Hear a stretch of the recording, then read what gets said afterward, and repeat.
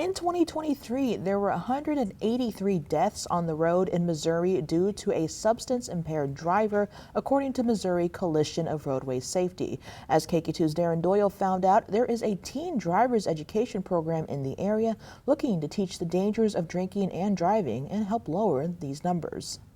They understand that the visual impairment that they would experience were they to be intoxicated, and it's certainly not something that they would want to experience in a real sense while driving a motor vehicle.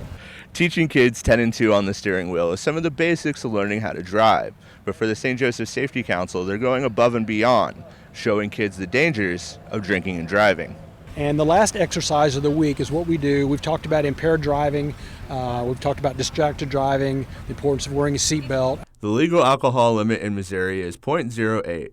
These goggles take a normal vision and put them into that intoxicated zone. For someone like me who's been driving for a while, I could take this vehicle and work it around the cones. However, whenever the goggles go on, this is a different and dangerous game. You've had about 6 or 7 beers, and now, after you've had those 6 or 7 beers, you look out and it looks a little different. That was the neighbor's mailbox.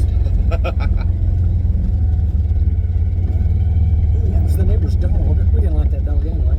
Okay, all right. I spoke with a couple of the kids who have gone through this course and what it means to them learning a hard lesson the easy way. It can get a lot of people injured. It feels like you're so disoriented and everything's like, so my head was here, but my hands were here. And it just feels so weird. I don't really like it. Later in life, if they're put in a position where they may be tempted, or if they found themselves at a party or somewhere where they do find themselves, they've maybe consumed alcohol and they feel like there is some impairment, that this would be impactful and they would remember this experience, and basically it might prevent a tragedy, prevent an arrest, prevent a crash later on in their life. Showing kids in a safe environment a lesson that otherwise could cost them a lifetime. Reporting at Missouri Western and St. Joseph, Darren Doyle, KQ2 News. This teen driver's education course provided by the St. Joseph Safety Council is hosting a second session and is looking for students. The next class will go through June 23rd through June 27th. For more information, you can visit the article on our website at kq2.com.